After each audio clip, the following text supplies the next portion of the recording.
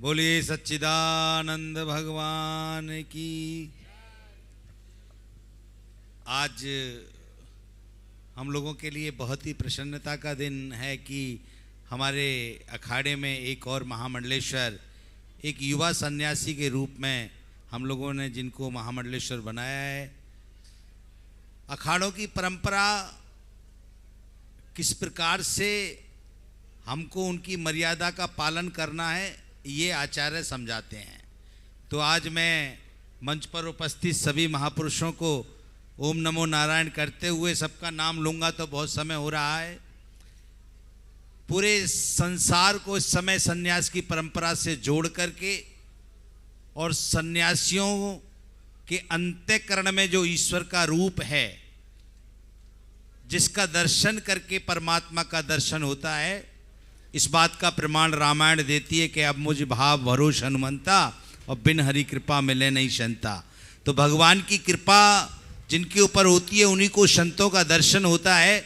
उस परंपरा को साथ में लेकर के अखिल भारतीय अखाड़ा परिषद के अध्यक्ष, जिनकी ओजस्वी वाणी और जिनका तेज और जिनकी समर्पण का भाव सभी संतों के प्रति आपने देखा, हमारे पूज्य गुरुदेव युग पुरुष जी, उनका ये पूरा परिवार यहाँ पर विराजमान है।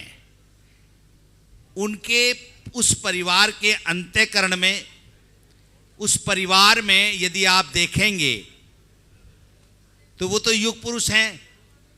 उनकी बात करनी तो सूर्य को दीपक दिखाना है।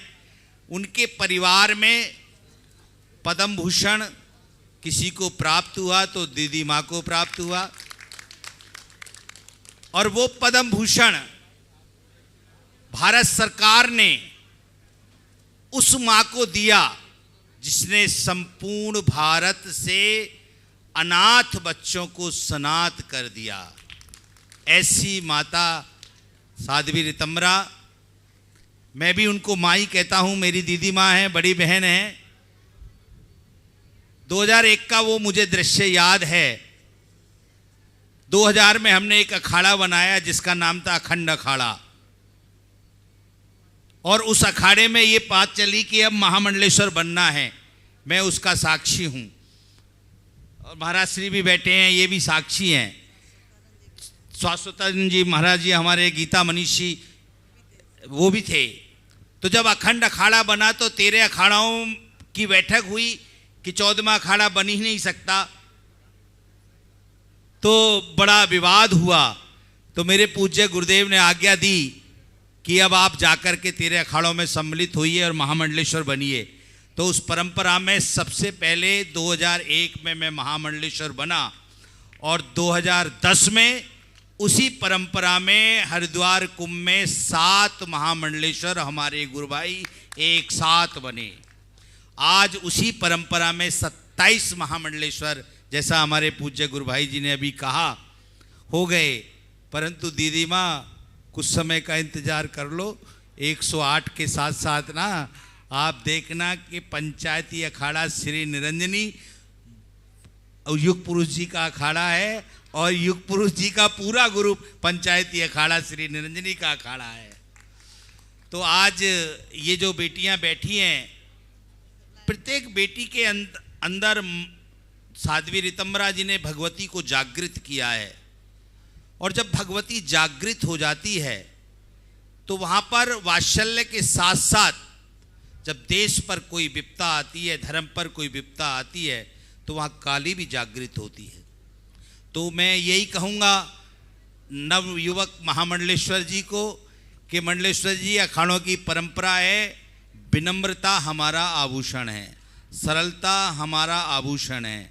हम सरल चित्त से अखाड़े की सेवा करते रहें, सनातन धर्म की परंपराओं को पालन करते रहें, और हमेशा स्मरण रखना हमारे अखाड़े के जो कौशल, अष्ट कौशल महंत होते हैं, उनकी पावर, उनकी शक्ति हमारे शंकराचार्यों की परंपरा को आज तक निभाती हुई आई है।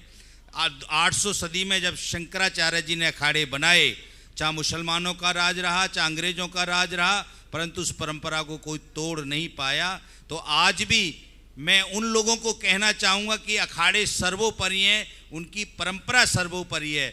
आज आपका जो पट्टा अभिषेक हुआ है ये आपकी विनम्रता का संकेत है। एक एक महापुरुष के पास जाकर के आपने कार्ड दिया, उनसे निवेदन किया और वो सब आए, ये आपकी विनम्रता है। ये हमेशा आपकी विनम्रता बनी रहेगी तो आप हमेशा आगे बढ़ते रहेंगे और समाज आपका सम्मान करता रहेगा और देश को आपके ऊपर गर्व होगा।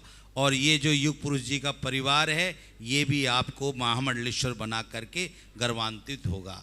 तो मैं इतना कह करके, चूँकि सबको अभी भूख लग रही होगी, बहुत तेज समय हो गया है, इस परंपरा को ध्यानपूर्वक आप धारण करें और अपने मन से विकारों को निकाल करके पूर्णतः संन्यास की परंपराओं को धारण करते हुए देश की सेवा करें। इतना कह करके मैं अपनी वाणी को विराम दूंगा। जय श्री राम। बोलिए सच्चिदानंद भगवान की जय। एक बार हम भगवान शंकर का उच्चारण कर लें। महादेव महादेव महादेव।